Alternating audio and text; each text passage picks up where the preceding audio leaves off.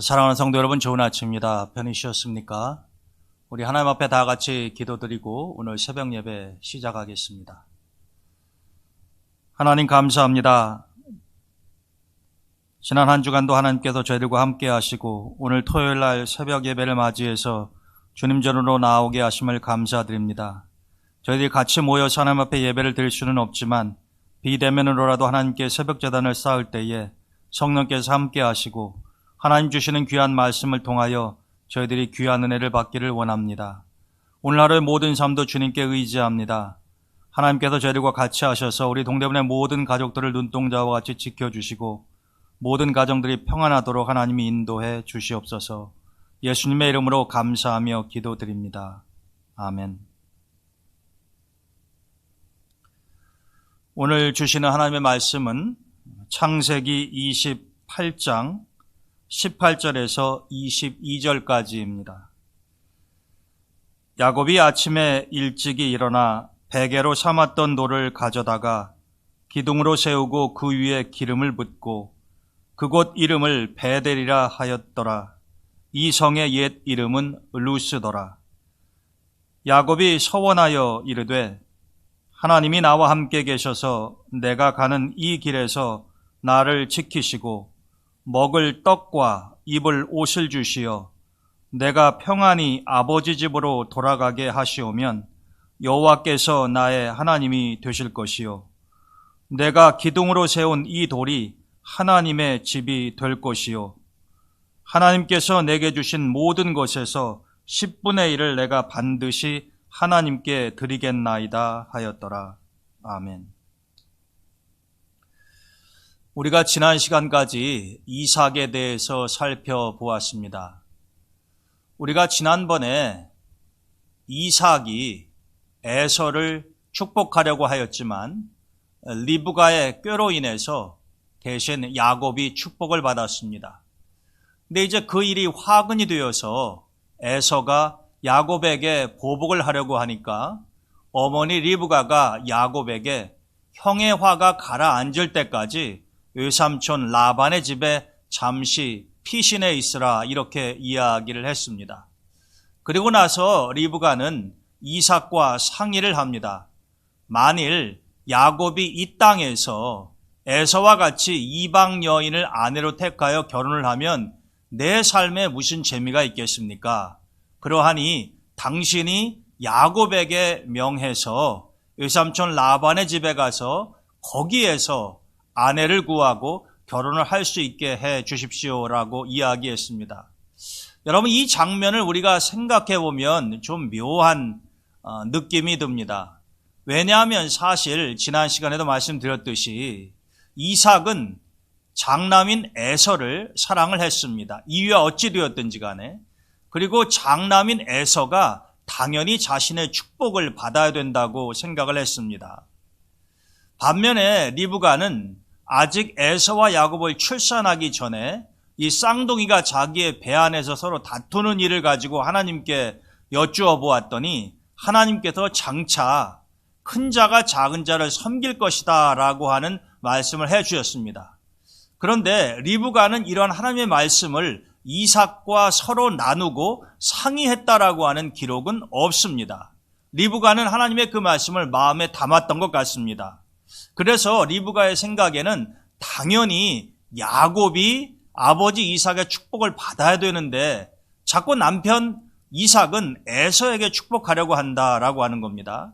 그래서 리브가가 속임수를 사용을 해서 앞이 보이지 않는 자기 남편 이삭을 속이게 되죠. 그리고 대신 야곱이 축복을 받게끔 이 모든 것들이 사실은 리브가가 연출한 것이었다라고 하는 것입니다.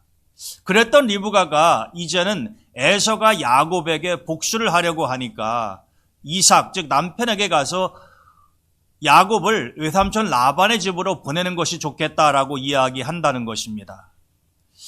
우리가 물론 이미 일어난 일이기 때문에 다시 돌이킬 수는 없습니다만은 이 이삭과 리브가 이 부부관계를 보면은 좀 언뜻 이해가 되지 않는 부분이 있죠.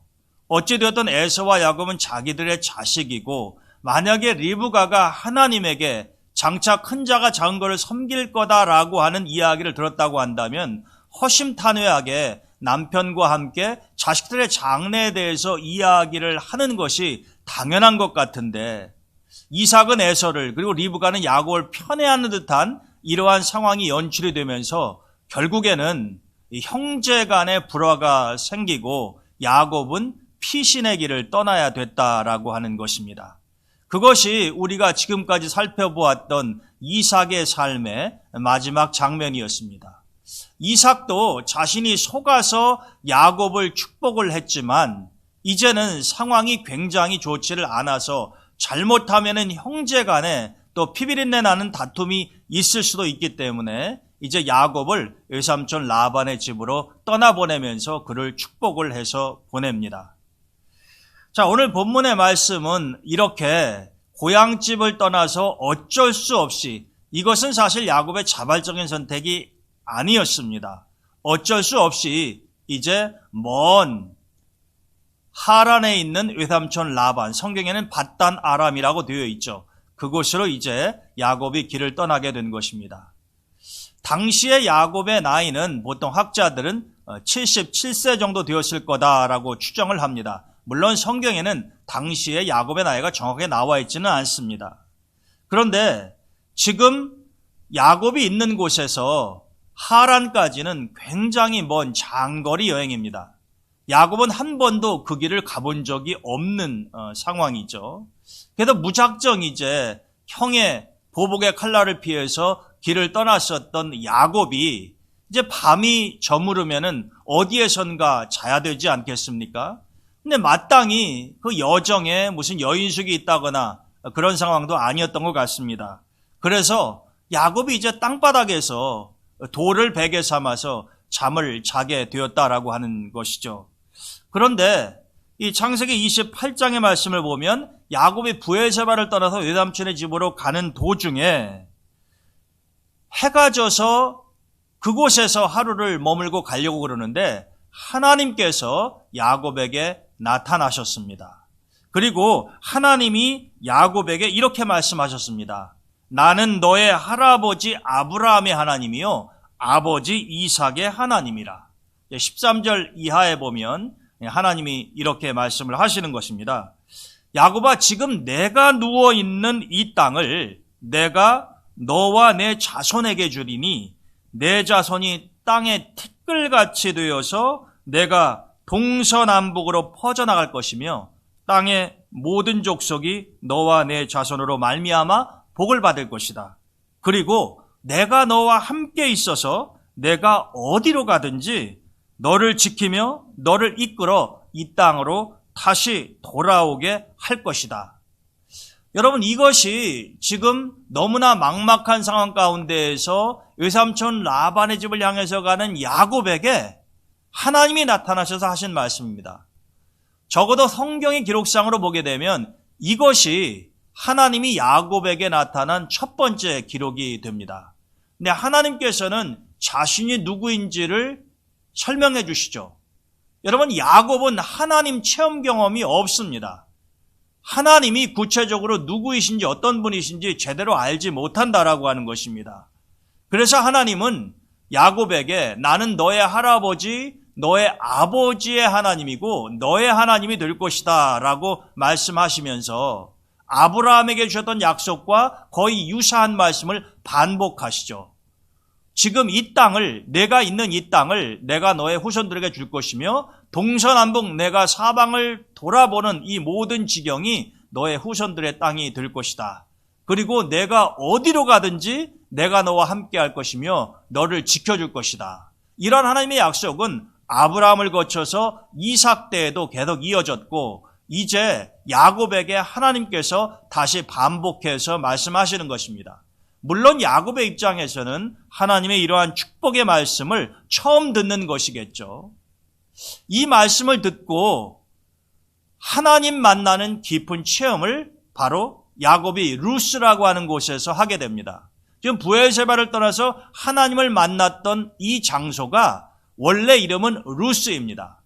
그런데 야곱이 한밤중에 이러한 일을 체험하고 난 다음에, 즉 하나님을 만나는 체험을 하고 난 다음에 그곳 지명을 베델, 즉 하나님의 집이라 이렇게 바꾸었죠.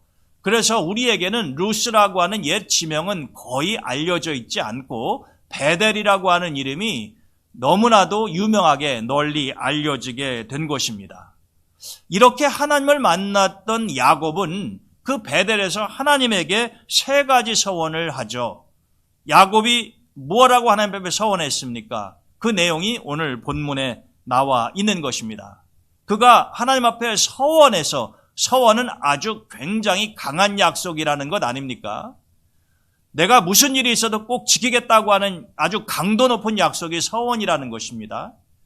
그런데 야곱은 하나님에게 세 가지를 서원을 하죠. 만일 하나님, 제가 지금 외삼촌 라반의 집에 가는데 하나님께서 무사히 저를 다시 이곳으로 돌아오게 해 주신다고 하면은 제가 하나님이 저의 하나님이 되실 것이고, 또 지금 제가 돌베개로 삼았던 이 돌을 여기에 세워놓고 가는데 이곳에 제가 하나님의 전을 세울 것이고, 또 제가 가지고 있는 모든 것의 10분의 1을 하나님께 드리겠습니다.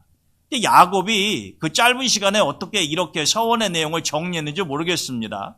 그런데 아주 구체적으로 이야기를 하죠.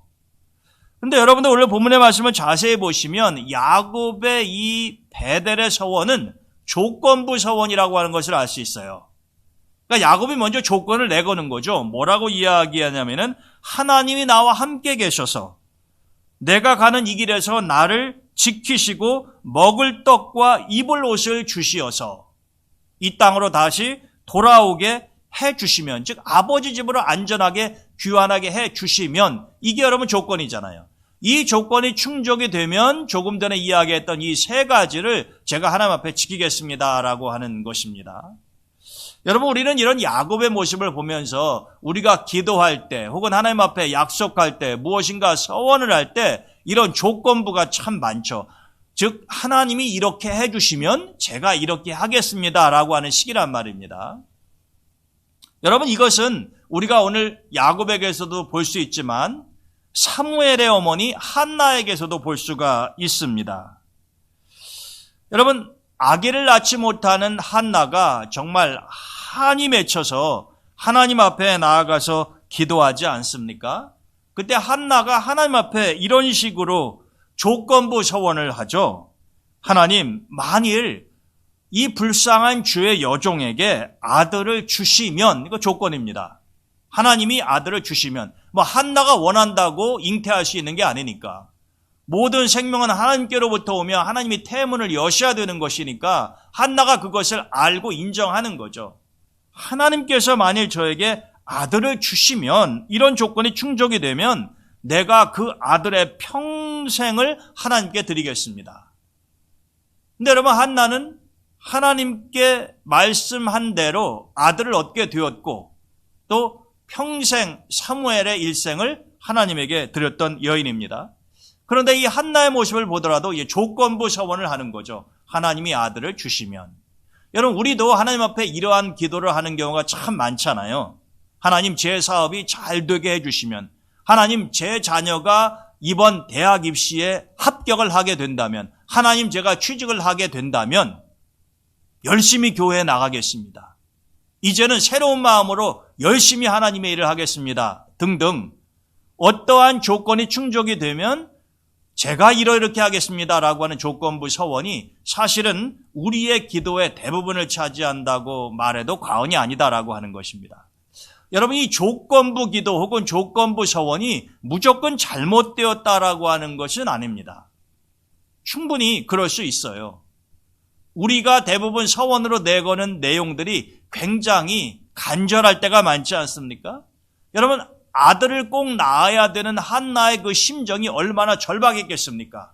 그러니까 하나님 앞에 그렇게 조건부 서원을 할 수밖에 없는 것이죠. 즉 하나님이 아들만 저에게 주신다고 한다면 제가 아낌없이 제 아들의 일생을 하나님의 영광을 위해서 드리겠습니다. 여러분, 야곱도 마찬가지죠. 사실 지금 형의 눈을 피해서 피난길에 오른 야곱의 입장으로서는 자신이 정말 안전하게 외삼촌 집에 갔다가 아버지 집으로 귀환할는지 확신이 서지 않는다는 거죠. 지금 이 먼 하란까지 가는 그 도상에서 또 어떤 일이 일어날지도 모르는 것이고요. 그래서 만일 하나님이 나와 함께 하셔서 나를 지키시고 나를 안전하게 돌아오게만 해 주신다면 제가 이렇게 하겠습니다 라고 이야기하는 거죠. 사실은 이런 조건부 약속, 기도, 서원보다 더 중요한 것은요, 아무런 조건이 없이 하나님을 온전하게 신뢰합니다. 저는 아무런 조건이 없고 하나님께서 모든 것을 책임지실 줄로 믿습니다. 여러분, 이런 정도의 믿음을 가진다면 얼마나 좋겠습니까마는 우리는 대부분 그런 경지에까지 이르지 못하는 경우가 많죠. 그래서 꼭 조건을 내거는 경우가 많다라고 하는 것입니다. 우리가 꼭 기억해야 할 것은 설사 우리가 무언가 긴급하게 필요한 것이 있고 간절한 소원이 있어서 하나님 앞에 그런 조건부 약속 혹은 기도, 서원을 드렸다고 하면 자기가 한 내용, 그 약속한 것을 반드시 지키는 것이 중요하다라고 하는 것입니다. 한나처럼 말이죠. 그런데 우리는 서원을 할 때는 굉장히 다급하지만 하나님이 그것을 들어주시고 이루어주시면 그 다음에 내가 하나님 앞에 지키겠다고 한 약속을 실천에 옮기지 않고 잊어버리거나 그냥 넘어가 버리는 경우가 많이 있다라고 하는 것입니다. 우리가 다음 주에도 보겠습니다만 야곱도 이렇게 간절하게 하나님 앞에 서원했지만 나중에 하나님이 20여 년의 세월이 흐르고 난 다음에 그를 안전하게 집으로 돌려보냈을 때에 그는 자신의 서원 내용을 그대로 이루어 하나님께 영광을 돌렸다고 하는 내용이 성경에는 없다라고 하는 사실입니다. 오늘 우리가 이 베델에서 하나님을 만나는 야곱의 모습을 보면서 우리가 하나님 앞에 약속을 드릴 때, 서원을 할 때 어떠한 태도를 가져야 되는가 하는 것과 아울러서 우리는 지금 야곱이 하나님을 처음으로 깊이 체험하고 있다라고 하는 것을 눈여겨볼 필요가 있다라고 하는 것입니다. 여러분, 야곱은 할아버지 아브라함 그리고 아버지 이삭을 통해서 여호와 하나님을 믿는 가정에서 출생을 했기 때문에 명목상으로는 하나님이 어떤 분이신가, 여호와 하나님이 누구이신가 하는 것에 대해서는 피상적으로 알고 있었을 가능성이 높습니다. 그러나 정작 모든 하나님의 사람들에게 필요한 것은 내가 하나님을 직접적으로 만난 깊은 하나님 체험이 있느냐라고 하는 것이 관건이다라고 하는 것입니다. 내가 믿는 가정에 태어나서 그냥 어찌 보면 자동적으로 교회 출석하고 그냥 믿는 집안의 일원이 되었다라고 하는 것 가지고는 부족하다라고 하는 거죠. 내 개인적으로 하나님을 깊이 만나고 야곱처럼 이 베델의 체험이 있어야 된다라고 하는 것입니다. 이것을 가장 강조했던 분 중에 하나가 바로 우리 감리교 운동을 시작하신 존 웨슬리 목사님 아니십니까? 그는 좋은 목회자의 가정에서 태어나서 아주 자연스러운 신앙의 가정의 분위기에서 성장을 했지만 정작 자신이 하나님을 깊이 만나고 하나님의 영을 체험하는 그런 일은 없었다라고 하는 것입니다. 그렇게 35년의 세월을 보냈죠. 그러다가 우리가 잘 아는 1738년 5월 24일에 올더스게이트라고 하는 곳에서 하나님을 깊이 체험하면서 자신의 마음이 뜨거워지는 경험을 하지 않습니까? 그래서 웨슬리 목사님은 우리가 하나님을 믿으면서 이 성령을 체험한다, 즉 하나님을 깊이 체험한다고 하는 것이 얼마나 중요한 것인가 하는 것을 우리 감리교인들에게 늘 강조해 왔다라고 하는 것입니다. 이것은 지극히 성경적인 가르침이죠. 여러분들 잘 아시는 우리 한국의 지성을 대표한다고 하는 이어령 씨한테 이민아라고 하는 딸이 있었는데 이분이 나중에는 목사님이 되셨습니다. 한국에서 이화여대를 졸업을 하고 미국으로 건너가서 또 거기에서 검사도 되고 아주 막힐 것이 없는 평탄한 대로를 걸어가는 그런 삶을 살았었죠. 그러다가 결혼을 하고 이혼을 하고 또 낳은 아이가 세상을 떠나고 본인이 암에 걸리고, 그러니까 인생의 전반전이 꽃길이었다고 한다면 후반전으로 들어서면서는 완전히 암흑의 길로 걸어가야 되는 상황이 역전되었다라고 하는 것입니다. 얼마나 참담했겠습니까? 그러나 이 이민아 씨는 그런 가운데서 하나님을 깊이 만나고 목사가 되어서 복음을 특별히 이 청소년들에게 널리 전하신 분으로 알려져 있죠. 근데 이분이 2012년도에 세상을 떠나셨습니다. 암으로 투병하다가. 이제 50대 중반의 젊은 나이였었어요. 이 이어령 씨는 이 시대를 대표하는 탁월한 지성인일지 모르겠지만은 무신론자에 가까웠습니다. 하나님을 믿지 않았다라고 하는 거죠. 그런 아버지가 이 딸 이민아 목사의 눈에는 얼마나 안타까웠겠습니까? 뭐 아무리 한국을 대표하는 지성이면 뭐 합니까?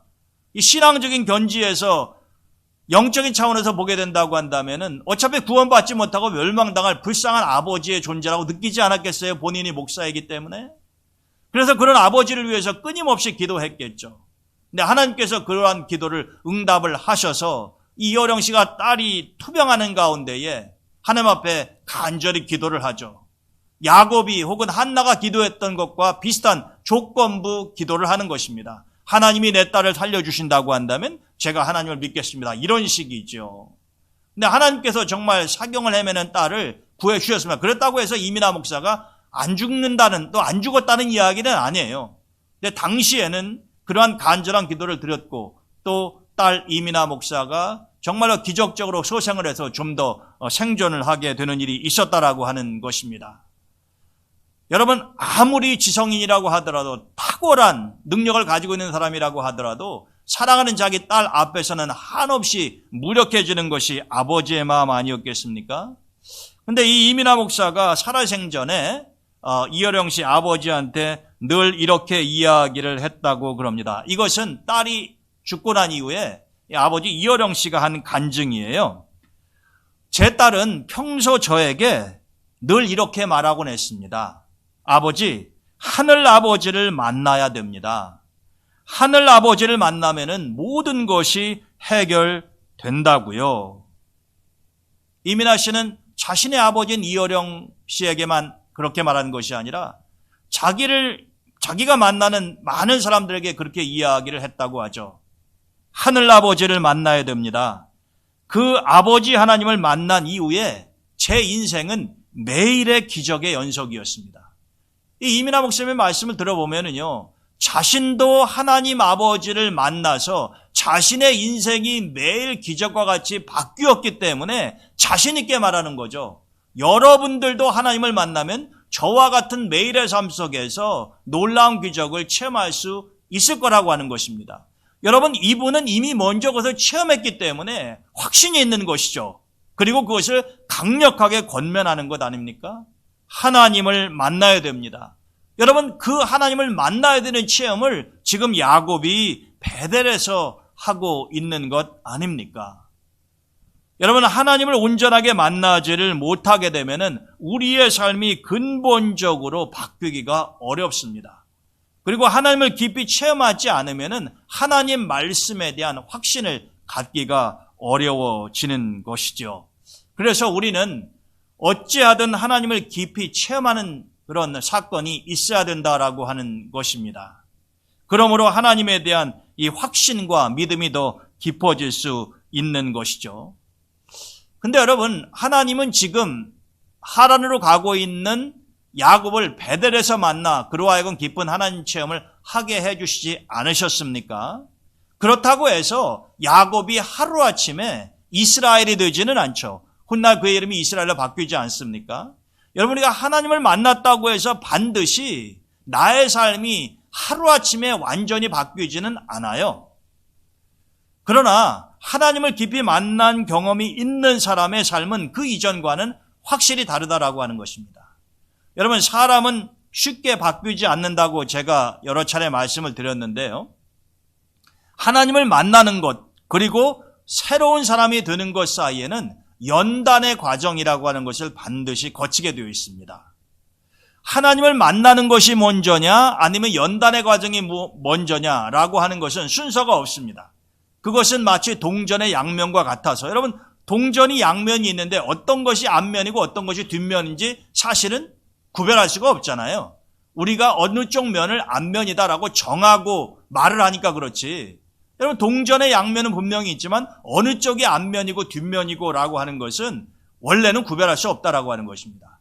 그것처럼 하나님을 만나고 또 연단의 과정을 거치는 것, 이것 역시 마찬가지다라고 하는 거죠. 어느 것이 먼저고 어느 것이 나중이냐라고 하는 것을 확연하게 말하기가 어렵다는 거죠. 그거는 개인마다 다를 수가 있어요. 여러분, 야곱의 경우에는 먼저 베델에서 하나님을 만났죠. 그렇다고 해서 그가 하루아침에 사람이 바뀌어서 이스라엘이 됩니까? 그렇지 않습니다. 그런 외삼촌 라반의 집에 가서 거의 20년 동안 노예와 같은, 종과 같은 힘든 세월을 보내지 않습니까? 그것이 하나님이 야곱을 연단시키시는 과정이었다라고 우리가 생각할 수 있는 거죠. 여러분, 우리가 다음 주에도 보겠습니다마는 하란의 외삼촌의 집에 가서 20년 동안 고생하는 그 기간 동안에 하나님은 야곱에게 나타나시지 않습니다. 이제 야곱의 모든 것이 준비가 되고 고향으로 돌아갈 때가 되어서야 하나님이 나타나셔서 너는 이제 외삼촌 라반의 집을 떠나 고향으로 돌아가라고 말씀하시죠. 하나님은 20년 동안 침묵하셨지만 야곱의 일거수일투족을 지켜보시며 그분이 말씀하신 대로 야곱의 모든 것을 지켜주셨다라고 하는 것입니다. 외삼촌 라반이 야곱을 여러 차례 속이면서 얼마나 힘들게 했습니까? 그런 가운데에서도 야곱은 망하지 아니하고 오히려 거부가 될 정도로 결혼을 해서 사랑하는 자녀들도 무려 13명이나 낳게 되지 않습니까? 그 모든 풍요로움이 바로 하나님이 야곱에게 하신 축복을 이루어가는 과정이었다라고 하는 것이죠. 여러분, 모세도 그러한 예 아닙니까? 여러분, 모세의 경우에는 하나님이 그를 불꽃이 있는 이 가시나무 떨기에서 부르시기 전에 어땠습니까? 그는 이집트의 왕자였다가 미디안 광야로 피신을 해서 그곳에서 40여 년의 세월이 흐르고 난 다음에 하나님이 나타나셔서 모세를 부르셨죠. 여러분, 야곱의 경우하고는 정반대입니다. 야곱은 베델에서 먼저 하나님을 만나고 20년 동안의 연단의 과정을 거쳐서 이스라엘을 바뀌어 갔다고 한다면은 모세 같은 경우는 하루아침에 이집트의 왕자에서 미디안 광야의 목동으로 신세가 전락하면서 40여 년 동안 하나님이 침묵 가운데 모세를 연단시키셨던 것이죠. 그리고 난 다음에 모세가 준비가 되었을 때 하나님께서 불이 붙은 가시떨기나무에 나타나셔서 모세를 부르시고 그를 이집트로 보내시지 않습니까? 여러분, 모세와 이 야곱의 경우를 보게 되면은 하나님을 깊이 만나는 체험을 한 것은 공통점이 있습니다. 연단을 받은 것도 공통점이 있지만 순서는 이 두 사람의 경우에 서로 상반된다라고 하는 것이죠. 어떤 것이 먼저냐라고 하는 것은 내가 정할 수 없습니다. 그것은 하나님이 정하시는 것이죠. 그러나 분명한 것은 우리는 하나님을 깊이 만나고 연단의 과정을 거치거나 혹은 연단의 과정을 거쳐서 내가 변화되고 하나님의 사람이 될 준비가 되어 있을 때에 하나님께서는 또 우리를 만나시고 우리를 사용하신다라고 하는 것입니다. 모세의 경우에는 출애굽의 대역사를 이루는 이스라엘 공동체의 지도자로 하나님이 사용하셨죠. 야곱은 어떠합니까? 훗날 그가 이스라엘로 바뀌어서 이스라엘이라고 하는 자기의 이름과 똑같은 한 민족을 형성하는 그 디딤돌이 되는 놀라운 역사를 이 야곱을 통해서 하나님이 이루시지 않습니까?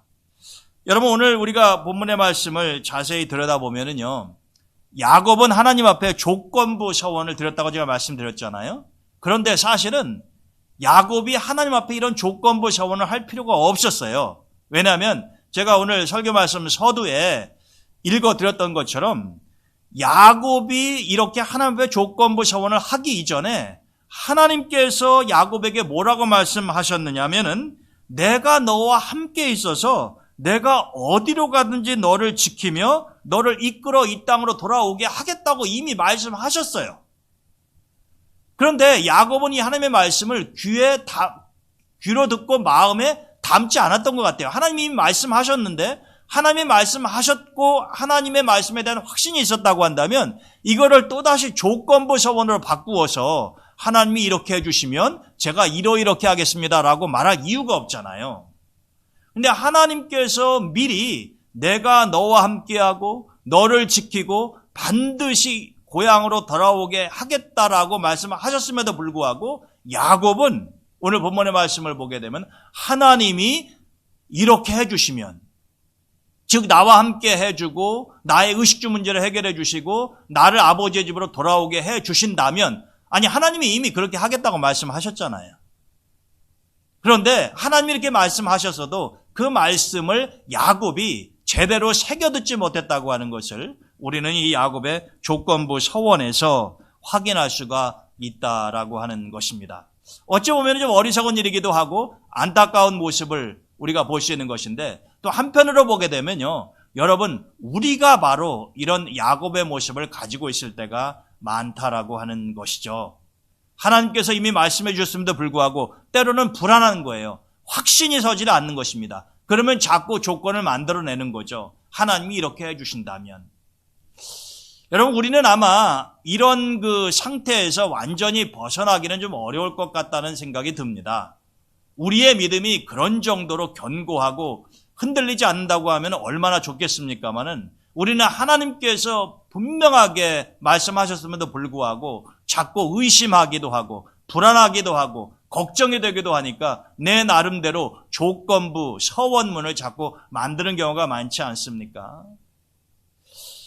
서두에 말씀드렸던 것처럼 우리가 하나님이 말씀하신 것을 온전하게 믿고 어떤 상황 가운데도 흔들리지 아니하고, 하나님이 이렇게 해주시면, 이런 조건부로 하나님 앞에 무언가를 기도하지 않아도 하나님께서 반드시 나를 선한 길로 이끄시며, 내가 지금 고난과 환난을 당한다고 하더라도 하나님의 부르심을 받은 자, 곧 그 뜻대로 하나님의 부르심을 받은 자에게는 모든 것이 합력하여 선을 이루게 하시는 분이시니, 하나님께서 지금 내가 당하고 있는 어려움마저도 반드시 나중에는 선으로 바꾸어서 좋은 것을 주실 것이다 라고 하는 확신이 있다고 한다면, 우리가 이런 조건부를 자꾸 들이밀 필요가 없을 것 아니겠습니까?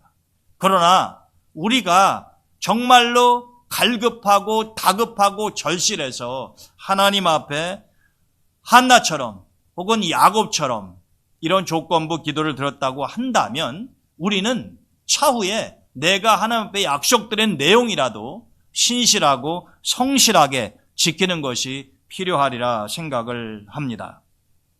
하나님은 약속의 하나님이시고 그 약속을 성취하시는 분이시고, 하나님이 옛날에 하셨던 약속이 구약이요 새로 하신 약속이 신약이니, 하나님은 온전히 약속에서 시작해서 약속으로 모든 것을 끝내시는 분이라고 말할 수 있지 않겠습니까? 여러분, 그런 하나님의 형상을 따라 창조된 우리라고 한다면, 우리도 역시 하나님처럼 내가 한 말과 그 약속에 신실한 성도의 모습을 가져야 된다라고 하는 것입니다. 지난 몇 주 동안에 제가 여러분들과 지금 우리 이 한국 사회의 모습을 들여다보면서 정말 안타깝고 개탄스러운 마음으로 우리가 같이 예배를 드린 적이 있지 않습니까? 지금 이 사회에 편만하게 널려져 있는 악들 가운데 하나가 무엇입니까?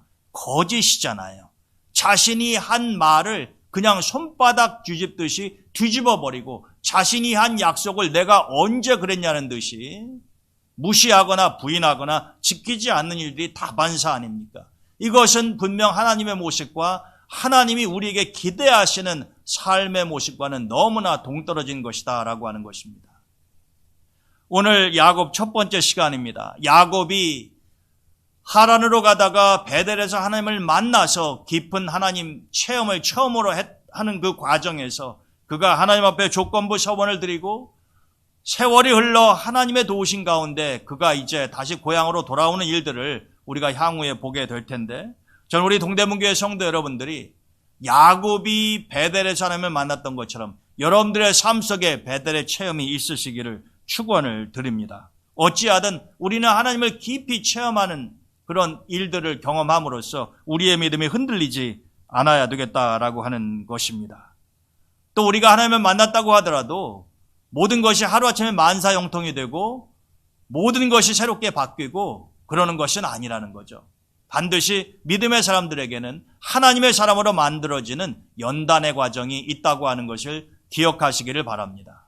그 순서는 말씀드렸던 것처럼 어느 것이 먼저일지 그것은 하나님이 정하시는 것이지만, 하나님은 예외 없이 하나님의 사람들을 정금과 같이 뽑아내기 위해서 연단과 시련의 과정도 허락하신다라고 하는 것입니다. 여러분, 금맥을 발견한 금광이 있다고 해서 그 산 자체가 금은 아니지 않습니까? 그 금맥에서 금을 파내도 많은 잡동사니들과 불순물이 섞여 있어서 그 모든 것들을 다 걸러내고 나서야 진정한 금이 만들어지는 것과 똑같은 이치 아니냐라고 하는 것입니다. 우리는 하나님 나라에 갈 때까지 이게 하나님의 온전한 사람으로 연단의 과정을 거쳐서 새롭게 만들어지는 것입니다. 그러한 과정 속에서 우리는 하나님이 정말로 기뻐하시는 성도의 모습을 갖추게 되는 것이죠. 지금 야곱이 그러한 과정을 겪고 있고 우리도 마찬가지다라고 하는 것입니다.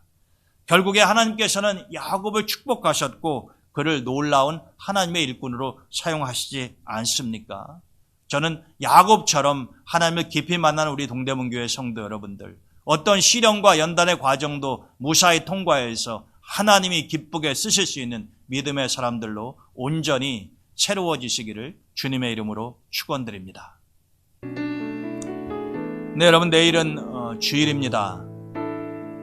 이번 주에는 날씨가 좀 많이 쌀쌀했는데 여러분들 추운 날씨에 건강에 유의하시고 또 내일 아름다운 주일이 될 수 있도록 여러분들이 기도해 주시고 또 우리 동대문의 모든 가정들의 평안을 위해서도 여러분 중보해 주시기를 바랍니다. 제가 기도하고 오늘 새벽 예배 마치겠습니다. 하나님 감사합니다. 오늘 야곱의 삶을 통해서 그가 베델에서 하나님을 깊이 체험하고 또 훗날 연단의 과정을 거쳐서 하나님의 온전한 사람 이스라엘로 바뀌는 과정을 저희들이 살펴보았습니다. 하나님, 우리가 하나님 말씀을 온전히 신뢰할 수 있도록 도와주시고 우리가 하나님 앞에 드린 약속은 꼭 실천할 수 있는 믿음도 더해 주시기를 원합니다. 우리 동대문의 모든 성도들이 하나님을 깊이 체험하는 성도들 되게 하시고 또 모든 연단의 과정을 믿음을 가지고 잘 이겨내서 하나님의 사람들로 하나님 앞에 존귀하게 쓰임받도록 도와주시기를 원합니다. 오늘 하루의 삶도 주님께 의지합니다. 주님 저희들과 동행하시고 저희를 선한 길로 이끌어 주시옵소서. 예수님의 이름으로 감사하며 기도드립니다.